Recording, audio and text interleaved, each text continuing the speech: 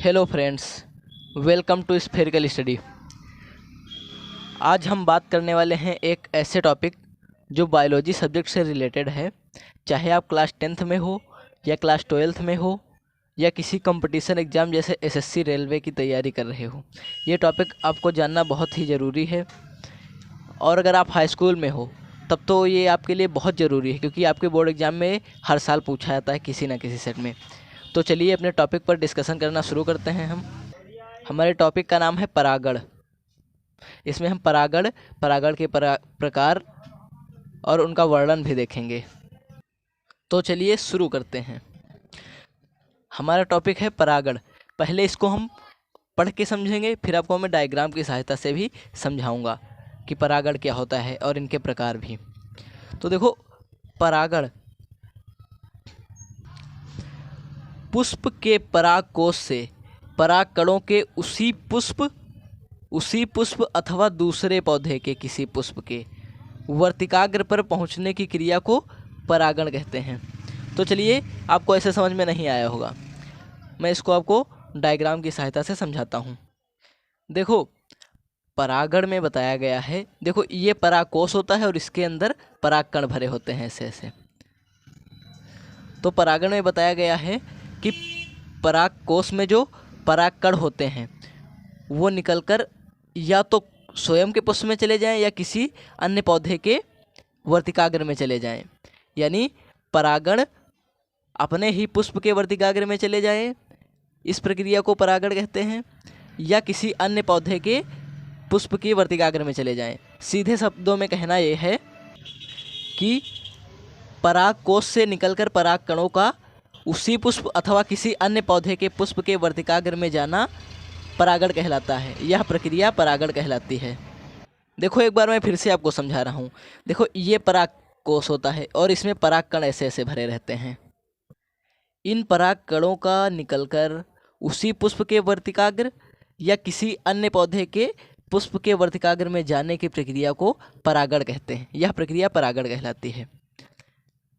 ये परागण सिर्फ पादप जात में होता है। अब चलो परागण के प्रकार देख लेते हैं।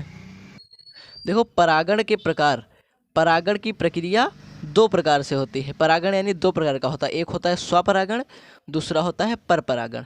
स्वपरागण मतलब अपने ही पुष्प से, परपरागण मतलब किसी अन्य पौधे के पुष्प से। तो चलो इसको भी डिटेल में समझते हैं। देखो, परपरागण क्या होता है। परपरागण में एक पुष्प के परागकण उसी जाति के किसी दूसरे पौधे पर लगे पुष्प के वर्तिकाग्र पर पहुंचते हैं। पर परागण के लिए परागकणों को अन्य पुष्पों पर पहुंचाने के लिए किसी न किसी साधन की आवश्यकता होती है, जैसे कीट, वायु, जल, पक्षी अथवा जंतु। अब चलो इसको मैं डायग्राम से समझाता हूं आपको। देखो, पर परागण में होता ये है कि मान लो ये कोई कमल का पुष्प है, ये कोई कमल का पुष्प है और ये भी कमल का पुष्प है। तो इसमें बताया गया है कि उसी पुष्प, किसी पुष्प के से निकले परागकणों का उसी जाति के पुष्प के, मतलब अगर ये परागकण कमल के पौधे से निकले हैं तो ये कमल के पौधे पर के वर्तिकाग्र पे जा गिरे।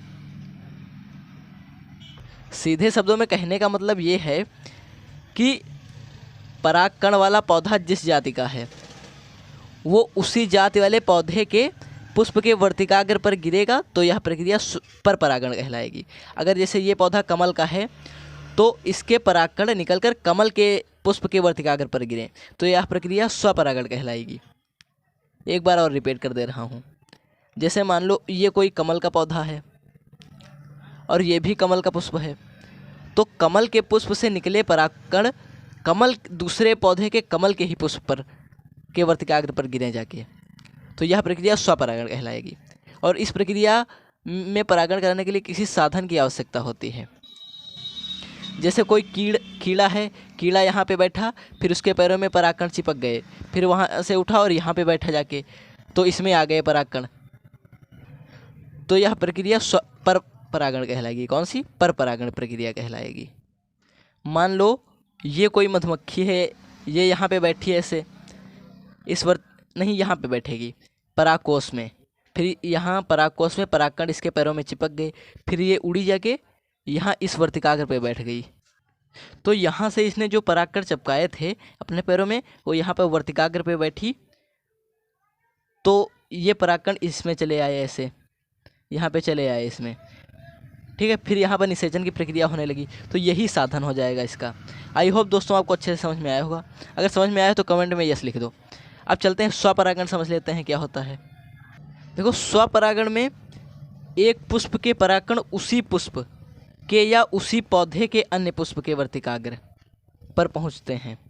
उदाहरण जैसे सदाबहार, पैंजी, गुल मेहंदी, मूंगफली व मटर की बेली। तो चलो इसको डायग्राम से समझाता हूँ मैं आपको। स्वपरागण में क्या होता है, मान लो ये कोई कमल का पुष्प है, ये भी कमल का पुष्प है, और ये दोनों एक ही पौधे में लगे हुए हैं, एक ही पौधे में लगे हुए हैं। तो यहाँ से निकले परागकण इस वर्तिका में चले आए, वर्तिकाग्र में, तो यह प्रक्रिया स्वपरागण कहलाएगी। मतलब सीधे शब्दों में कहने का मतलब ये है कि अगर दोनों पुष्प एक ही पौधे में लगे हुए हैं तो परागण के स्थानांतरण की प्रक्रिया स्वपरागण कहलाती है। बस आज के वीडियो में बस इतना ही।